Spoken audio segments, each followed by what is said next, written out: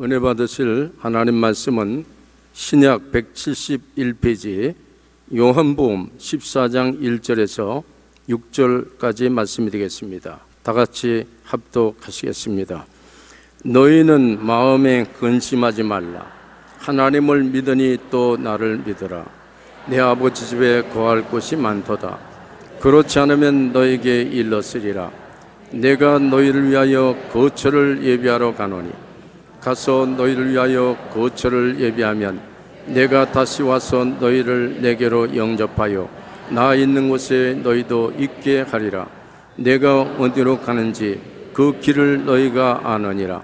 도마가 이르되 주여 주께서 어디로 가시는지 우리가 알지 못하거늘 그 길을 어찌 알겠사옵나이까. 예수께서 이르시되 내가 곧 길이요 진리요 생명이니 나로 말미암지 않고는 아버지께로 올 자가 없느니라. 아멘. 저는 여러분에게 나는 어떻게 살아야 하나 이 제목으로 오늘 말씀을 나누고자 합니다. 세계복음화 운동이 1999년 발표한 통계 자료에 의하면 전 세계 인구의 95.5%가 종교를 가지고 있다고 합니다.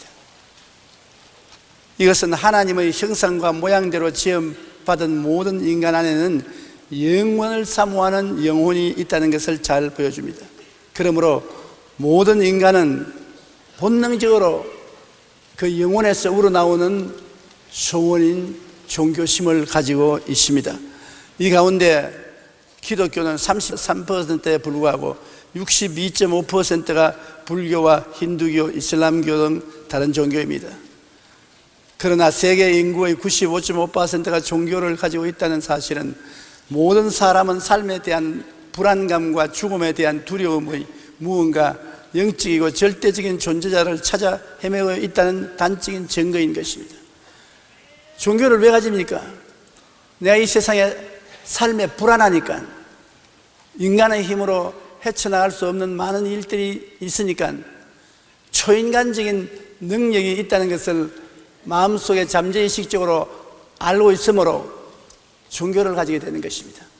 동물들은 종교를 가지고 있지 않습니다. 그들은 영혼이 없기 때문인 것입니다. 여러분은 영혼이 있기 때문에 잘못된 종교를 가질 수는 있지만은, 그러나 종교는 다 가지고 있습니다. 누구나 살아있는 동안 인생을 어떻게 살아야 하는가에 대한 질문을 반드시 해봐야 되고 또 하고 있습니다.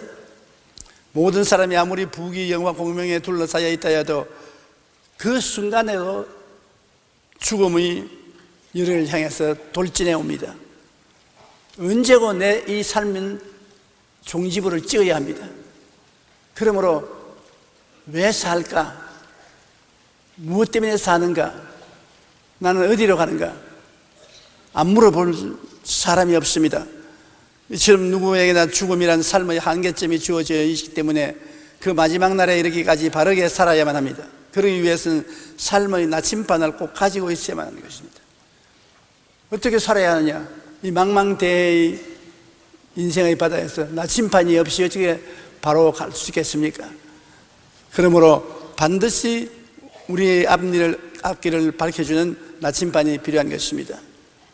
우리가 인생을 성공적으로 살기 위해서는 목적이 분명한 삶을 살아야 되는 것입니다. 목적이 분명하지 않은 사람은 취생몽사합니다. 술 취해서 살다가 꿈같이 죽어가는 것입니다. 왜 사는 이유를 모르고 살다가 사라지는 것입니다. 그러므로 인생을 살아갈 때 반드시 삶의 목적을 알아야 되는 것입니다. 목적에 끌려가는 삶을 살아야 되는 것입니다. 내가 대통령도 될 수 있고 국회의원도 될 수 있고 대학 총장, 재벌, 예술가, 과학자, 군인 무엇이 될 수 있습니다. 그러나 그것보다 훨씬 높은 자기 인생을 전국적으로 끌고 가는 목적이 있어야 되는 것입니다. 목적이 있는 과학자, 목적이 있는 대학교 총장, 목적이 있는 대통령, 목적이 있는 예술가, 무슨 목적이 있어야죠. 목적이 없이 인생을 사는 사람은 취생몽사하고 마는 것입니다. 마음의 광야에서 방황하지 않기 위해서는 반드시 마음속에 목적이 있어야 되는 것입니다. 마음이란 한없는 광야입니다. 이 광야에서 사람들은 어디서 와서 왜 살며 어디로 가는가 알지 못합니다. 무식한 농부라도 밭에서 일하다가 허리를 툭툭 치고 일어나서 휴, 사는 게 뭐냐? 그러면 벌써 농부가 아닙니다. 철학자입니다. 종교학자가 된 것입니다. 모든 사람은 인생의 삶의 목적을 찾기를 원하는 것입니다. 어디서 와서 왜 살며 어디로 가느냐? 미국 기독교계의 지도자 존 맥스웰은 성공하는 사람과 실패하는 사람의 차이점을 이렇게 설명했습니다. 성공하는 사람들은 삶의 목적과 비전이 있고, 성공하지 못하는 사람은 현재만 보고 지금만 보는 사람들이라고 말해준 것입니다. 성공하는 사람은 삶의 목적이 있어요. 삶의 비전이 있어요. 목적과 비전을 보고 달려가나, 실패하는 사람은 현재 내 발등에 떨어진 불만 봐요. 현재 내 앞만 바라봐요. 목적을 알지 못합니다. 미국 하버드 대학에서 목표가 사람의 인생에 미치는 영향에 대해 조사했는데 그 결과는 이렇습니다. 지능지수, 학력, 성장 배경 등이 비슷한 사람들을 대상으로 조사한 결과 27%는 목표가 없고, 60%는 목표가 희미하며 10%는 단기 목표를 갖고 있었습니다.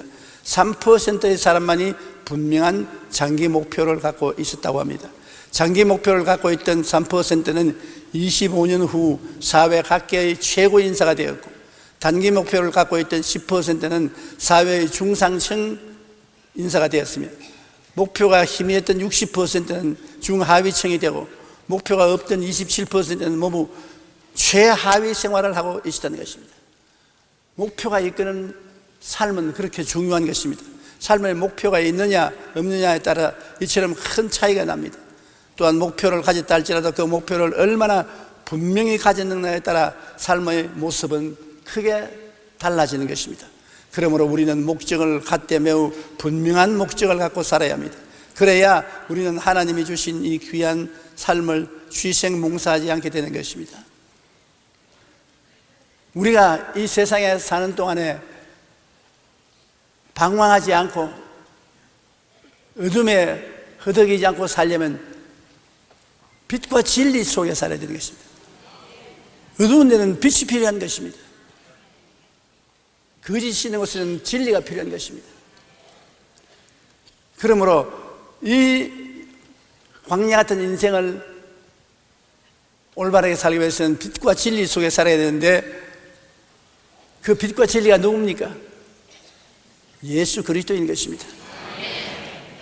안 그렇다고 하는 사람도 있을 것입니다. 나는 그렇다고 믿습니다. 그리고 거기 참이라고 나는 생각을 하고 확신합니다. 예수님만이 우리가 이 땅에 살면서 가지고 있는 마음의 죄책에서 해방시켜 줍니다. 사람들마다 마음에 죄책이 없는 사람이 없습니다. 아버지는 아버지로서 죄책이 있고, 엄마는 엄마로서 죄책이 있고, 정치인은 정치인으로서 죄책이 있고, 대통령은 대통령으로서 마음에 죄책이 있고, 이 죄책이 다 마음을 짓누르고 있습니다. 그러므로 이 죄책을 매일같이 씻어내고 평안을 갖고 인생을 살기 위해서는 예수님이 계셔야 되는 것입니다. 십자가에 못 박혀 내 죄 때문에 몸짓고 피 흘린 예수 그리스도를 주로 모시고 그 앞에 기도하고 죄를 씻고 평안하게 돼야 되는 것입니다. 이 세상에 때가 없는 사람은 한 사람도 없습니다. 세상에 사는 동안에 먼지와 때가 몸에 붙어요. 그러나 먼지와 때가 묻으면 목욕을 해야 되는 것입니다. 목욕을 안 하고 먼지와 때를 묻혀놓고 있으면 그 사람은 불성실한 사람인 것입니다. 우리가 죄를 지은 것은 피할 수 없습니다. 세상에 살면서 사람은 다 죄를 지어요. 그러나 죄를 회개할 수 있는 곳이 있는데도 불구하고 회개 안 하고 그냥 돌아다니면 버림받은 사람인 것입니다. 로마서 8장 1절로 2절에 이제 그리스도 예수 안에 있는 자에게는 결코 정죄함이 없나니 이는 그리스도 예수 안에 있는 생명의 성령의 법이 죄와 사망의 법에서 너를 해방하였습니다. 예수님 안에 있는 생명의 성령의 법이 우리를 죄와 사망의 법에서 해방하고 용서와 마음의 의를 허락해 주시는 것입니다. 그리고 우리가 예수님을 모실 때 인생의 허무와 무의미에서 해방이 되는 것입니다. 무엇 때문에 인생에 살고 계십니까? 삶의 의미가 무엇입니까? 요한복음 14장 6절에 예수께서 이르시되 내가 곧 길이요 진리요 생명. 예수님께서 말씀하시기를 삶의 의미와 진리는 바로 내다. 돈이 진리와 빛도 의미도 아니고 권력도 빛과 의미가 아닙니다. 왜냐하면 얼마에서 다 지나가는 것입니다. 돈도 지나가고 권력도 지나가고 다 지나가는 것입니다. 제가 50년 목회하는 동안에 우리 한국의 박정희 대통령으로부터 시작해서 지금까지 모든 대통령을 수없이 만나고 가까이 대화를 하고 함께 식사도 하고 여러 가지 토론도 했는데 지금 돌아보면은 없었던 것 같습니다. 꿈 같아요. 이 세상에 인간은 누구든지 태어나면 사라질 때가 오는 것입니다. 우리가 허무와 무의미에서 헤어나기 위해서는 영원한 생명을 주시는 예수 그리스도를 구주로 모시고 그리스도 안에 살아야 우리가 허무와 무의미에서 해방될 수 있는 것입니다. 예수 안에 있으면 죽었으나 천국에서 살아있으니까 또 장차 만날 터이니까 허무와 무의미에서 해방될 수 있는 것입니다. 죽음을 극복하고 영생을 얻기 위하여 우리는 예수를 만나야 되는 것입니다. 요한복음 11장 25절로 26절에 예수께서 이르시되 나는 부활이요 생명이니 나를 믿는 자는 죽어도 살겠고 무릇 살아서 나를 믿는 자는 영원히 죽지 아니하리니라고 말하는 것입니다. 그러므로 예수 그리스도 안에서 우리는 영원한 가정을 발견합니다. 하나님을 아버지로 부르게 되는 것입니다. 옛날에는 아버지를 몰랐는데 예수 그리스도를 통해서 아버지 앞에 나갈 수 있는 것입니다. 그리스도의 보혈을 통해서 우리가 죄사함을 받고 아버지 앞에 나가서 하나님이 나의 아버지가 되어서 아버지라고 부르게 되고 우리는 하나님의 자녀가 되는 것입니다. 아버지는 우리의 현재와 미래를 보장해 주시는 것입니다. 요한복음 14장 2절로 3절에 내 아버지 집에 거할 곳이 많도다. 그렇지 않으면 너희에게 일렀으리라. 내가 너희를 위하여 거처를 예비하러 가노니 가서 너희를 위하여 거처를 예비하면 내가 다시 와서 너희로 내게 영접하여 나 있는 곳에 너희도 있게 하리라. 예수 그리스도를 믿는 우리들은 이미 미래가 다 준비되어 있는 것입니다. 아버지께서 여러분이 있을 곳을 다 예비해 놓으신 것입니다.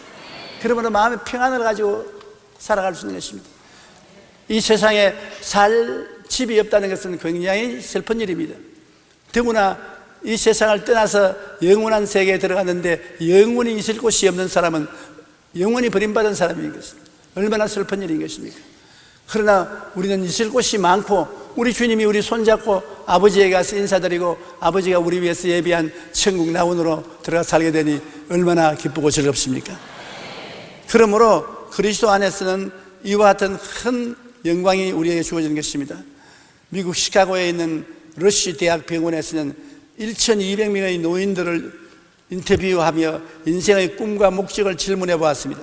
그 결과 인생의 확실한 목표와 방향이 있는 사람들은 그렇지 않은 사람보다 5년 이내에 사망할 확률이 절반 정도밖에 안 된다는 사실을 알게 되었습니다.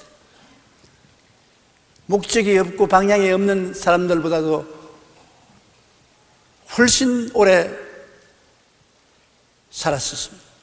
연구원들은 삶의 목적이 분명한 사람들에게는 그렇지 않은 사람들보다도 스트레스를 얻지 않은 호르몬이 더 많이 나온다는 것을 발견했습니다.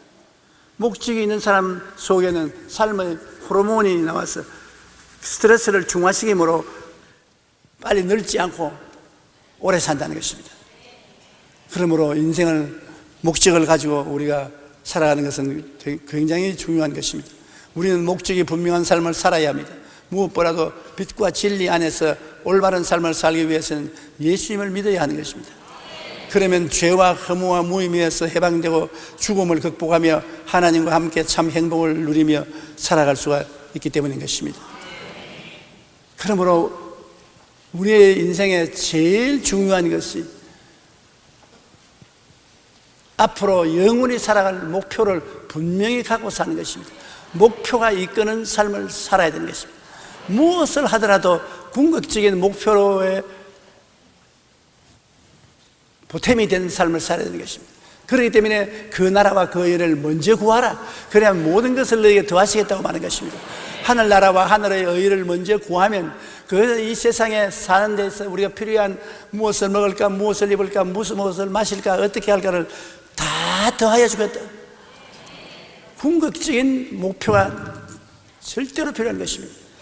내가 하늘 아버지께 가서 아버지를 모시고 영원히 사는 것이 나의 궁극적인 목표가 되어 있으면 예수님을 통해서 아버지를 믿고 아버지를 찬양하는 것을 내 마음의 궁극적인 목표로 삼고 살면 무엇을 하든지 그 아버지의 도움을 받고 아버지께 영광을 돌릴 수 있는 것입니다. 장사를 하더라도 아버지여 도와주시옵소서. 결국 나 아버지 섬기는 자식 아닙니까? 전쟁이 일어나면 생명을 아버지여 구출하여 주시옵소서. 결국은 아버지를 내가 섬기지 않습니까? 길을 잃어 방황하더라도 아버지여 나에게 길을 이끌어 주시옵소서. 결국 난 아버지의 자식 아닙니까? 궁극적인 목표에 의지하여 살면 마음의 평안을 가고 살 수 있는 것입니다. 그 다음에 우리는 봉사와 헌신의 삶을 살아야 되는 것입니다. 이 세상에 무가치하게 살지 않고 봉사와 헌신의 삶을 살아서 이웃을 내 몸같이 사랑하며 살라고 성경은 말하는 것입니다. 누가복음 10장 27절에 내 마음을 다하며 목숨을 다하며 힘을 다하며 뜻을 다하여 주 너희 하나님을 사랑하고 또한 내 이웃을 내 자신같이 사랑하라. 인간을 사는 목표는 내 생명을 다하여 하나님을 사랑하되 또한 내 이웃도 내 몸처럼 사랑하라는 것입니다. 우리가 이 세상에 이웃 없이 내 혼자 못 살지 않습니까? 남편이 있고 아내가 있고 일가 친척이 있고 이웃 사촌이 있고 우리는 이웃을 떠나서 살 수 없는 것입니다. 그러므로 이웃을 사랑하며 이웃을 섬기며 사는 것이 참 인생을 사는 것이라고 말을 하고 있는 것입니다. 우리는 이웃에 대한 참된 봉사와 헌신의 삶을 살아야 되는 것입니다. 그것이 인생을 사는 가치인 것입니다. 성경에 보면 선한 사마리아인에 대한 이야기가 있습니다. 어떤 사마리아 사람은 여행하는 중에 거기 이르러 그를 보고 불쌍히 여겨 가까이 가서 기름과 포도주를 그 상처에 붓고 싸매고 자기 짐승에 태워 주막으로 데리고 가서 돌보아 주니라. 그 이튿날에 그가 주인에게 데나리온 2를 주며 이르되 이 사람을 돌보아 주라. 내 비용이 더 들면 내가 돌아올 때 갚으리라 하였으니, 어떤 사람이 예루살렘에서 여리고로 내려가다가 강도를 만나서 강도들이 그 옷을 벗기고 때려 거의 죽은 것을 버리고 갔습니다. 예루살렘에서 왜 여리고로 내려갔습니까? 여리고에는 농산물이 풍부하게 잘 됩니다. 농산물을 예루살렘에 가서 팔고 도로 여리고로 내려갈 때는 돈을 많이 가지고 나갑니다. 그러므로 도둑놈이 기다리고 있다가 돈을 빼앗기 위해서 그 사람을 죽입니다. 한 사람이 거의 죽게 되었는데 아무도 이 사람을 돌봐주지 않습니다. 제사장이 지나가다가 그 사람 보고 왜 조심해서 다니지 무하다가 강도를 만나 얻어맞아 죽게 되었나, 고개를 썰어서 흔들고 지나가 버립니다. 성전의 일을 돌보는 레위인도 와서 보고 고개를 흔들고 총총거리고 가버립니다. 그러나 사마리아인, 유대인들이 개로 취급하는 사마리아인이 그곳을 지나다가 이 사람을 보고 그는 짐승에서 내려서 그가 가지고 있는 것이란 기름과 포도주밖에 없으므로 포도주를 부어서 소독을 하고 기름을 부어서 유하게 만들고 자기 옷을 찢어서 붕대를 만들어서 감고, 그리고 그를 자기 짐승에 싣고 주막에 가서 주막 주인에게 돈을 주면서 잘 돌봐 주시오. 내가 일을 보고 돌아올 때 부비가 더 들었으면 내가 갚아주리다. 굉장한 선을 베풀었습니다. 그때 예수님께서 이 말을 하시고 누가 이 사람이 참된 이웃이 되겠느냐, 말할 필요 없이 선한 사마리아인인 것입니다. 이 사마리아인은 사람들에게 인정을 받지 못하고 욕을 얻어먹고 무식하고 천하다고 했지만은 그런 마음에 이웃에 대한 사랑이 있었습니다. 동정이 있었습니다. 이웃이 고난을 당할 때 자기의 것을 가지고서 도와주는 것입니다. 이웃의 무관심한 제사장과 레위인은 참 이웃이 아닌 것입니다. 로마서 12장 15절로 16절에 즐거워하는 자들과 함께 즐거워하고 우는 자들과 함께 울라. 서로 마음을 같이하며 높은 데 마음을 두지 말고 도리어 낮은 데 취하며 스스로 지혜 있는 체 하지 말라. 우리가 이웃과 인생의 짐을 같이 걸머쥐고 살아가는 것입니다. 우는 자와는 같이 울고 웃는 자와는 같이 웃고 수고하고 무거운 짐진 자들은 우리가 도와주고 앞에서 끌어주고 뒤에서 밀면서 살라고 주님께서 말씀하고 있는 것입니다. 무한심한 삶을 살아서는 안 되는 것입니다. 이웃이야 죽든 살든 나만 잘 먹고 잘 입고 잘 살면 된다. 그거는 인생을 잘못 사는 것입니다. 반드시 자기도 도움이 필요할 때가 오는 것입니다. 그때 아무도 도와줄 사람이 없을 것입니다. 우리가 제일 먼저 그 나라와 그 일을 구하고 하나님을 섬기는 것이 우리 인생의 궁극적인 목표이지만 그 궁극적인 목표 밑에 우리는 이웃을 사랑하고 이웃에 대한 관심을 가지고 살아야 되는 것입니다. 이웃이 굶느냐, 이웃이 고통을 당하느냐, 이웃이 문제를 가지고 괴로워하느냐, 관심을 가지고 이웃을 도와줘야 되는 것입니다. 그것이 우리 오늘 인생을 살아가는데 굉장히 필요한 것입니다. 나는 우리 한국이 36년 동안 일본의 수탈을 당하고 6.25 사변으로 모든 것이 다 파괴되고 그 어려운 가운데 경제 재건을 해서 국민소득 2만 달러에 도달하게 되니까 우리가 오늘날 이웃을 돕고 있습니다. 하이티에서 지진이 나서 수많은 사람이 죽고 사람들이 올 때 갈 데 없을 때 우리가 많은 헌금을 들여서 이웃을 돕고 있는 것입니다. 우리 한국 사람이 사랑이 많습니다. 우리가 이웃을 돕는 사랑의 손길을 계수하고 있는 이상 하나님은 우리를 더욱 축복해 주실 것입니다. 왜냐하면 주라 그러면 돌려줄 것이 이곳 후이되어 눌러서 흔들어서 넘치게 해서 안겨줘요. 그냥 돌려주는 것이 아닙니다. 꼭 친정어머니가 딸네 집을 돌아갈 때 자, 이 포대 이거 열어라. 그리고 밀이나 쌀이라도 데워서 눌러서 흔들어서 넘치게 해서 아, 엄마 그러지 마라. 시어머니 보면 큰일 난다. 그러니까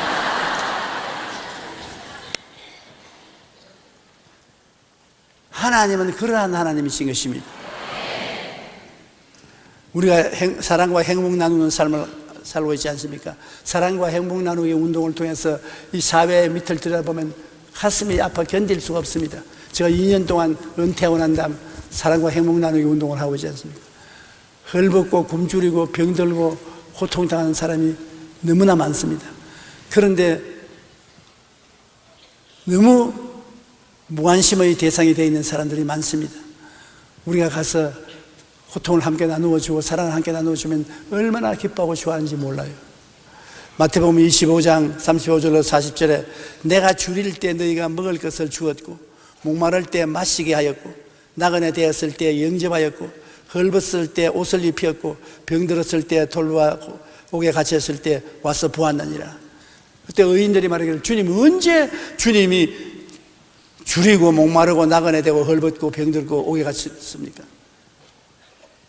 내가 이 적은 한 사람에게 한 것이 바로 나를 위해서 한 것이다. 무인정하고 무지하게 사는 사람은 주님 언제 주님이 줄이고 목마르고 나그네 되고 헐벗고 병들고 옥에 갇힌 것을 보았습니까? 우리 그런 못 봤는데요. 이 적은 사람 한 사람에게 안 해준 것이 내게 안 해준 것이다. 그러므로 우리 이웃과 예수님과의 관계가 다 되어 있습니다. 왜냐하면 믿는 자나 믿지 않는 자나 다 주님이 창조한 인생이기 때문에 우리 주님과 연관성이 있는 것입니다. 우리가 이웃 사람을 도와주는 것은 바로 예수님을 도와주는 것입니다. 그러므로 이웃을 도와줄 때 예수님을 기쁘시게 한다는 것을 알아야 되는 것입니다. 너희가 여기 내 형제 중에 지극히 작은 자 하나에게 한 것이 곧 내게 한 것입니다. 지극히 적은 자 하나에게 도움을 베풀어 주는 것이 곧 예수님께 도움을 베풀어 준 것이라고 했으니 여러분 얼마나 놀라운 일인 것입니까? 우리가 도와주되 뭐 나는 아무것도 없으니까 뭘 도와줍니까? 사마리아인이 뭘 가졌습니까? 여행할 때 마시려는 포도주하고 그 기름 그것밖에 없었습니다. 기름은 하여 태양이 비추니까 피부가 건조해짐으로 기름을 바르는 것입니다. 저게 가진 것이라는 것은 포도주와 기름밖에 없습니다. 그걸 가지고 도와줬다. 포도주를 상처에 붓고 기름으로 유하게 하고 입은 옷 찢어서 두루마리를 찍어서 붕대를 만들어서 도와준 것입니다. 우리가 있는 것으로 도우라고 하지 없는 것을 가지고 도우라고 말 안 합니다. 이웃을 도와줄 때 내게 있는 것으로 도와줘. 광야에 나갔을 때 남자만 5,000명, 부유자 기만 명이 왔을 때 예수님이 저들에게 먹을 것을 주라고 하지 않았습니까? 그때 제자들이 뭐라고 대답했습니까? 조금씩 이 사람에게 줄지라도 300데나리나 되는 떡이 필요합니다. 그러나 그런 돈이 없다는 것입니다. 그럴 때 어린 아이의 보리떡 5개와 물고기 2마리를 가지고 나왔습니다. 이것은 상점에서 파는 것이 아닙니다. 집에서 만드는 형편없는 보리떡 5개와 물고기 2마리를 가지고 있는 것을 가지고 나왔습니다. 주님은 그 있는 것을 기쁘고 감사하게 받아서 축복해서 주니 5,000명 부녀자까지 합쳐서 10,000명이 넘는 사람들이 다 배불리 먹고 12바구니가 남았습니다. 있는 것을 가지고 이웃을 도우라는 것입니다. 없는 것으로 도우라는 말 안 합니다. 제가 사랑과 행복 나누기 운동에 나가면 여러분이 물질로도 헌금하지만 실제적으로 옷도 주시고 신발도 주시고 약품도 갖다 주는데 있는 것을 내놓으면 그걸 가지고 나가서 이웃에 도와요. 그것만도 얼마나 고맙고 감사하게 생각하는지 모르겠습니다. 요한일서 3장 18절에 자녀들아 우리가 말과 혀로만 사랑하지 말고 행함과 진실함으로 하자. 말과 혀로만 사랑한다 돌본다고 하지 말고 행함과 진실함으로 해야 됩니다. 하나님은 우리의 행위와 진실함을 바라보시는 것입니다. 신명기 15장 7절로 10절에 내 하나님 야훼께서 내게 주시는 땅 어느 성읍에서든지 가난한 형제가 너와 함께 거주하거든 그 가난한 형제에게 내 마음을 완악하게 하지 말며 내 손을 움켜쥐지 말고 반드시 내 손을 그에게 펴서 그에게 필요한 대로 쓸 것을 넉넉히 구워주라. 너는 반드시 그에게 줄 것이요 줄 때에는 아끼는 마음을 품지 말 것이니라. 이로 말미암아 내 하나님 야훼께서 내가 하는 모든 일과 내 손이 닿는 모든 일에 내게 복을 주시랴. 복받은 사람은 이웃의 가난한 사람에게 구워주는 것이 복을 더 많이 받는 길인 것입니다. 나는 복받은 사람인데 어떻게 계속해서 더 복을 받습니까? 복을 나누어 주면 더 복을 많이 받는 것입니다. 복을 나누어 주지 아니하면 있는 복도 뺏기는 것입니다. 1800년대 중반에 스위스 출신의 실업가요 은행가인 한 사람이 더 많은 돈과 권력과 명예를 얻기 위해 나폴레옹 3세가 있는 프랑스로 갔습니다. 그의 야망은 나폴레옹 3세를 만나서 프랑스와 스위스의 경제협력을 맺고 유럽 대륙의 부의 중심부에 서는 것이었습니다. 그가 파리에 도착했을 때 나폴레옹 황제는 오스트리아의 전쟁을 위해 이미 이탈리아 북부로 떠난 뒤였습니다. 그도 나폴레옹을 따라 전선으로 나갔다가 치열한 전투의장에서 양국군의 시체와 피 흘리는 부상병들의 참상을 보게 되었습니다. 며칠 후 그는 이 전장을 떠나면서 그동안 한 번도 생각해 본 적이 없던 새로운 꿈을 갖게 되는 것입니다. 적군과 아군을 막론하고 부상당한 군인들을 치료하고 돌보는 일을 해야 되겠다. 나아가 그는 민족과 인종을 뛰어넘는 진정한 화해와 평화를 이룰 방법을 생각하게 되었습니다. 이것이 국제 적십자 운동이 탄생하게 된 배경으로 이 사람이 바로 적십자 운동을 창시한 앙리 듀냥이었습니다. 원래는 돈벌이 하러 갔다가 전장터에 비참한 부상당한 병사들이 죽어가는 것을 보고 그는 세계 적십자사를 만들어서 적군이나 악원 없이 사랑으로 돌봐주는 운동을 펼친 것입니다. 이 적십자 운동을 통해서 그동안 세계 수많은 전쟁터에서 적군이나 악원의 사랑과 도움을 받는 것이 말로 다 할 수 없는 것입니다. 자신의 부와 권력을 위해 치열한 전투가 벌어지는 전장에까지 뛰어들었던 그는 죽어가는 사람들을 보면서 인생의 올바른 의미를 새롭게 깨닫게 되었던 것입니다. 우리도 우리 주위에 고통받고 죽어가는 이웃을 위해 내 이웃을 내 몸처럼 사랑하라는 예수님의 말씀에 순종하여 기꺼이 봉사와 헌신의 삶을 살아야 합니다. 이웃을 위해서 봉사와 헌신의 삶을 사는 것은 정말 좋은 일이고 하나님 기뻐하시는 것입니다. 제2차 세계대전 당시 독일의 어느 마을에 작은 교회가 하나 있었습니다. 그 교회 안뜰에는 교인들이 돈을 모아서 예수님 상을 만들어서 세워놓았습니다. 그런데 연합군의 폭격을 받아서 예수님 상이 깨졌습니다. 전쟁이 끝나고 난 다음에 잿더미에서 예수님의 상을 이렇게 보니 두 팔이 끊어져 버렸습니다. 두 팔이 잘려나간 예수님의 몸뚱아리만 있는 동상을 갖다 놓고 교회에서 토론이 벌어졌습니다. 이것을 깨뜨려서 새로운 동상을 만드느냐, 아니면 팔 두 개를 만들어서 갖다 붙이느냐, 안 그러면 팔 없는 예수님 동상을 그대로 세우느냐. 격렬한 토론할 끝에 교인들이 동의한 것은 팔 없는 그리스도의 동상을 그대로 세우자. 그러고 나면 그 밑에 이런 글을 적어 놓자. 주님은 팔이 없습니다. 당신의 팔이 필요합니다.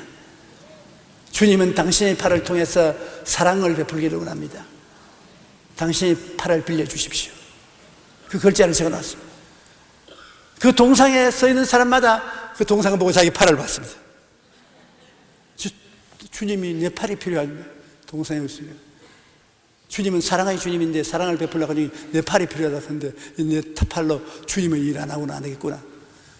모든 사람들이 예수님을 위해서 일해야 되겠다는 심정이 들어오게 되고, 그로 말미암아 그 교회가 그 사회에 크게 기여하게 되고 수많은 사람을 예수 믿게 했다는 간증을 읽어본 적이 있습니다.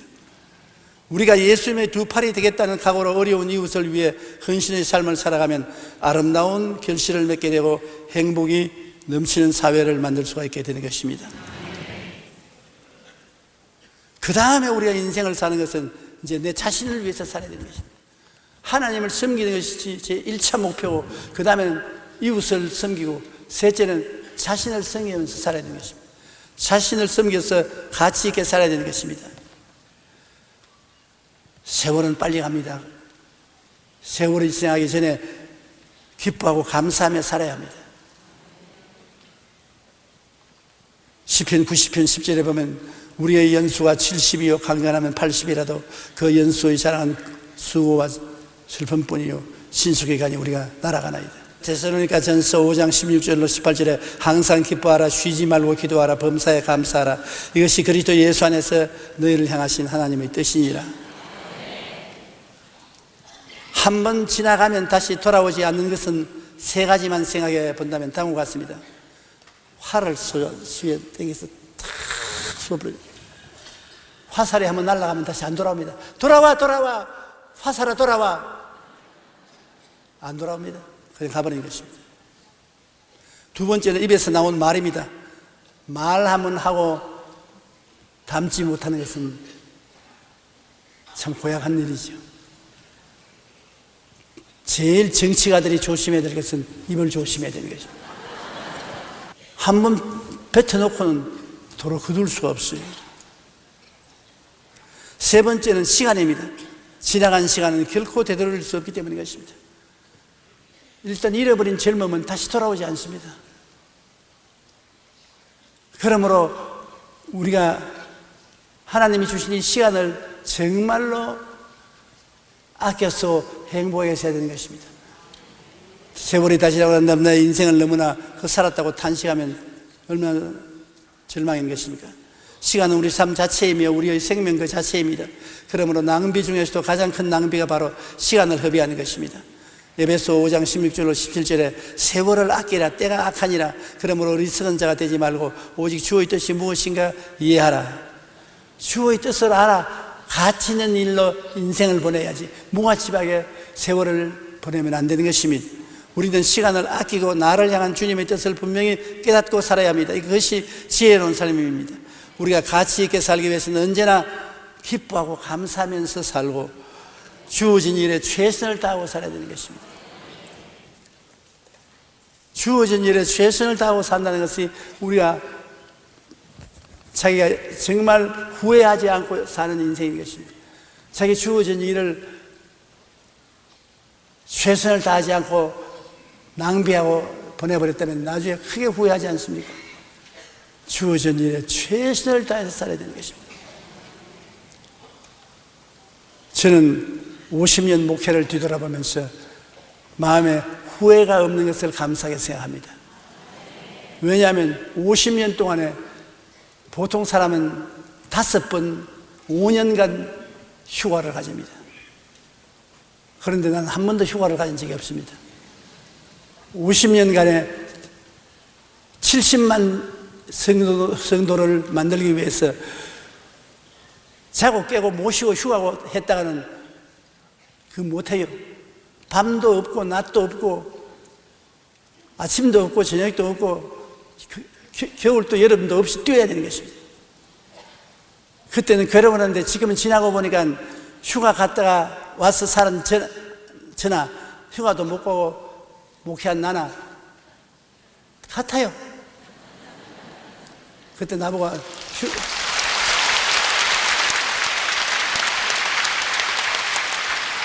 휴가도 안 가고 그렇게 산다고 좋은 일이 있을까 보냐 그렇게 말했는데 지금 그 친구들하고 나하고 만나보면 나는 과거를 돌아볼 때 후회할 것이 없고 만족하고 감사한데 그 친구들은 굉장히 후회가 많아요.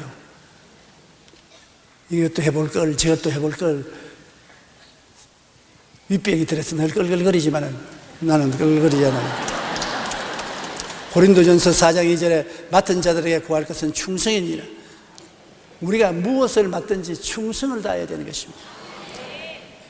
골로새서 3장 22절로 23절에 종들아 모든 일에 육신의 상전들에게 순종하되 사람을 기쁘게 하는 자와 같이 눈가림만 하지 말고 오직 주를 두려워하여 성실한 마음으로 하라. 무슨 일을 하든지 마음을 다하여 주께 하듯 하고 사람에게 하듯 하지 말라. 내가 사람을 섬기는 것도 주님을 섬기는 듯이 충성을 해야 되는 것입니다. 이렇게 한다고 누가 알아주겠노? 사람 보고 알아달라고 할 필요 없어요. 내 양심이 알고 하나님이 알면 됐어요. 반드시 그 충성은 그 보답을 가져오는 것입니다. 2004년 4월 2003년 올해의 이름 아름다운 중국 청년상년 시상식이 중국에 있었는데 한 젊은이가 휠체어를 타고 등장합니다. 그 이름은 장원청으로 25세인 그는 앞으로 3년 정도밖에는 살지 못하던 근육병에 걸린 환자였습니다. 중국 사람입니다. 장원청은 정규 교육을 받지 못했지만 독학으로 글씨를 터득하고 작가의 꿈을 향해 처절하게 잡았습니다. 그가 글씨 한자를 쓰는데 무려 6분이 걸렸습니다. 한자 글자 한자 쓰는데 6분이 걸려요. 하루에 그가 쓸 수 있는 글자 수는 77자에 불과했습니다. 그런 그가 17만 자의 육필로 원고를 세상에 내놓았을 때 13억 중국인들은 모두 감동의 눈물을 흘렸다고 합니다. 그는 이렇게 말했습니다. 내가 사흘만 걸을 수 있다면 어머니의 가늘은 어깨에서 무거운 물통을 내려 내 어깨에 지겠다. 또한 전력을 다해 일하고 돈을 벌어 어머니가 가장 드시고 싶어 하면서 비싸서 차마 못 사 드시는 바나나를 사드리고 행복하게 모실 것이다. 이제 나에게 남은 삶이 얼마라는 것은 그리 중요하지 않다. 사람이라면 주어진 생에서 최선을 다해 살아가야 하지 않겠는가? 얼마나 내가 더 오래 사느냐 생각 안 한다는 것입니다. 얼마를 더 오래 살든 주어진 삶에 최선을 다해서 충실하게 사는 것이 자기의 의무라고 말하는 것입니다. 정신의학자 퀴블러 로스 캐슬러는 죽음 직전의 사람들 수백 명을 인터뷰했습니다. 그리고 그들이 말하는 인생에서 꼭 배워야 할 것들을 받아 책으로 적었는데 그것이 바로 인생 수업이라는 책인 것입니다. 생의 마지막 순간에 이르러 많은 사람들이 떠올리는 것은 즐겁게 지낸 놀이의 순간이라고 합니다. 죽을 때 마지막 기억나는 것이 인생을 살 때 즐거워했던 그것이 마지막 기억이 난다는 것입니다. 지난날을 되돌아보면서 그들이 가장 많이 후회하는 것은 인생을 그렇게 심각하게 살지 않았어야 하는데 라고 합니다. 행복하고 즐거웠던 순간을 떠올리며 미소 짓지 못할 때 이들은 가장 안타까워했다는 것입니다. 내가 인생을 성실하게 살고 기쁘게 살고 행복하게 살고 가치 있게 사는 것이 죽을 때 기억나는 것이고 그 이후의 것은 기억나지 않는다고 말하는 것입니다.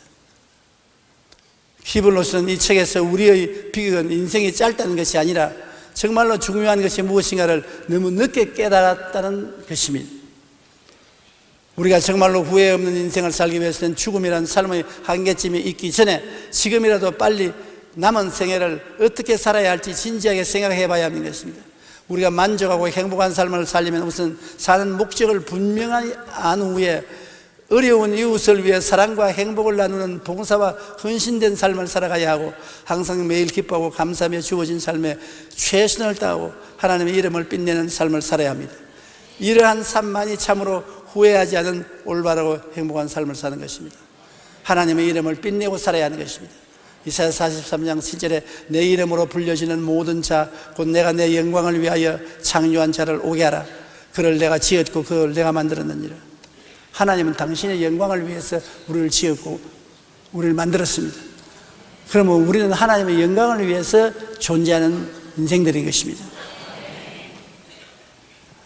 마태복음 5장 12절에 너희 빛이 사람 앞에 비치게 하여 그들로 너희 착한 행실을 보고 하늘에 계신 너희 아버지께 영광을 돌리게 하라. 우리의 존재의 모든 목적은 하나님께 영광을 돌리고 하나님의 영광의 빛이 되어서 우리의 개인 인생을 사는 것입니다. 그리고 행복하게 살아야 되는 것입니다. 한평생을 원망하고 탄식하고 가슴치고 울고 슬프게 살아서 뭐합니까? 행복하게 살아야 돼요. 전도서 3장 12절로 13절에 사람들이 사는 동안에 기뻐하며 선을 행하는 것보다 더 나은 것이 없는 줄을 내가 알았고 사람마다 먹고 마시는 것과 수고함으로 낙을 누리는 그것이 하나님의 선물인 줄로 또한 알았도다. 먹고 마시는 것과 수고함으로 낙을 누리는 것, 이것 하나님의 선물인 줄 알아요. 수고하고 사는 인생 중에 낙을 가지고 살아야 돼요. 행복하게 살아야 되는 것입니다. 여러분이 불평, 원망, 탕신하고 살면 인생이 사는 것이 아닙니다. 행복하게 살아야 돼요. 그러므로 우리가 부부간에 살아도 아내도 남편이 행복하게 인생을 살도록 협조해주고 남편 또 아내가 행복하게 인생이 살도록 협조를 해줘야 되는 것입니다. 나를 선결하고 하고 내 중심으로 내 고집으로 살아서는 안 됩니다. 인생이란 같이 협동해서 사는 것이지 앞에서 끌어주고 뒤에서 밀면서 협조해서 사는 게 인생이지 내가 걸어가는데 전부 끌려오라고 이런 방식으로 인생을 살면 안 되는 것입니다. 옛날에는 호랑이 담배 피울 때 그렇게 살았는지 모르겠지만 요사이는 그렇게 살면 안 돼요. 요사이 젊은이들 그렇게 사는 젊은이들 없습니다. 남편이나 아내나 서로 동등한 인격을 가지고 서로 도와주면서 살아야지. 지금이라도 여러분 생활의 방향을 행복해질 수 있는 방향으로 바꾸십시오. 많이 웃고 많이 감사하고 시간 있으면 친구들하고 놀러도 많이 가요. 관광도 많이 가시고 마음의 기쁨과 즐거움을 가지고 살게 된 여러분이 되어야 되는 것입니다. 전남대학교 이과대학 정신과 교수로 올해 정년 퇴임한 국제정신분석가 이무석 박사가 이과대학에 다닐 때의 일입니다. 당시 교수님 중에는 호암을 치르고 욕도 잘하는 매우 무서운 분이 한 분 계시는데, 심지어 수술 중에 실수한 레지던트를 때려서 발로 차서 내쫓았다는 소문이 들리기도 했습니다. 그러나 그분의 수술 실력만큼은 타의 추종을 불허하여 우리나라 최고의 찬사가 있었습니다. 그런데 이무석 박사가 이과대학을 졸업하고 10년이 지난 어느 날 그분이 교회에 나가기 시작했다는 소문을 들었다고 합니다. 더욱 놀라운 것은 주일 예배 시간에 헌금위원으로 봉사를 한다는 것입니다. 이무석 박사가 교수님을 만나 그 경위를 묻자 이렇게 간증하셨습니다. 나는 신을 믿지 않았어. 비과학적이라고 생각했지. 의사 생활을 하면서 말기암 환자들이 주변 사람들을 원망하고 욕을 하며 불안에 떨다가 죽어가는 모습을 자주 보면서 그분들의 심정을 이해할 수 있었어. 그런데 지금도 기억에 생생한 환자가 있었는데 그분의 얼굴은 그렇게 평안할 수가 없었어. 그분은 지독한 통증을 잘 참으면서 오히려 주변 사람들을 위로해 주었어. 내가 회진해 나가면 그분은 언제나 나에게 웃으며 감사하다고 했어. 나는 그때 나라면 저렇게 죽음 앞에서 배단할 수 있을까? 저분에게는 무언가 있다, 그런 생각을 하고 나중에 그 이유를 알았는데 그분은 예수님을 믿고 있었어. 그분에게 죽음은 삶의 끝이 아니라 새로운 삶의 시작이었지. 그 주위를 살펴보니 예수님을 믿는 사람들은 죽음 앞에서도 다르더라. 내가 예수님을 믿게 된 데 대해는 다른 이유도 있지만 그분의 영향이 제일 컸다, 그렇게 말했습니다. 인간은 누구나 삶의 한계점인 죽음 앞에서 불안과 두려움에 떱니다. 그러나 우리가 올바른 삶의 나침판을 가지고 삶의 목적을 분명히 하고 봉사와 헌신의 삶을 살며 가치 있는 삶을 살았을 때 우리는 죽음 앞에서도 미소 지으며 감사하고 평안하게 죽을 수 있습니다. 안 죽으면 이게 제일 좋은데, 그런데 죽는 것을 어떻게 합니까? 다 죽거든요. 사람은 어찌할 수 없이 죽는 것입니다. 한번 죽는 것은 정한이지요. 죽고 난 다음에는 심판이 있습니다. 그러나 예수님께서 우리에게 뭐라고 말씀하셨습니까? 나는 부활이요 생명이니 나를 믿는 자는 죽어도 살겠고 살아서 믿는 자는 영원히 죽음을 보지 아니하리라. 증명하시오. 당연히 그 말했으니까 증명하시오. 당당히 증명했지요. 죽은 나사로를 죽은 지 나흘 만에 썩은 냄새 나는데 무덤에 있는 것을 나사로야 나오라, 나왔습니다. 자기 자신이 죽어 무덤에 들어간 지 사흘 만에 일어났습니다. 증명했어요. 예수님 안에서는 죽어도 살아도 주를 믿는 자는 영원히 죽지 않는다. 그러므로 오늘 예수 믿는 여러분은 죽음은 쇼에 불과한 것입니다. 걱정할 것 없어요. 지금 이미 예수 믿었으니 얘는 죽음이 없습니다. 상황의 변화에 불과하지. 육의 사람이 영의 사람으로 변화된 체험에 불과하죠. 그렇기 때문에 그것을 확실히 알면 죽음이 다가오면 조금 두려워하려다가 그만두는 것입니다. 성령이 위로해 주기 때문에 마음의 평안이 다가오고 죽음을 극복할 수가 있는 것입니다. 나는 어떻게 살아야 하나? 한번 따라 말씀하세요. 첫째로, 목적이 분명한 삶을 살자. 둘째로, 봉사와 헌신의 삶을 살자. 셋째로, 가치 있는 삶을 살자. 그렇게 하면 올바르게 살게 되는 것입니다. 후회하지 않고 살게 되는 것입니다. 기도드리십시다. 하나님 아버지, 우리는 다 죽어야 됩니다. 이 한 해가 지나고 나면 이 교회와 계시 중에 많은 분들이 이 교회를 떠나 갔을 것입니다. 그러므로 우리가 반드시 예수님을 믿고 구원을 받고 하나님의 자녀가 되고 죽음을 극복하고 살아야 됩니다. 믿음이 없이 죽음의 노예가 되어 산다는 것은 너무나 비극인 것입니다.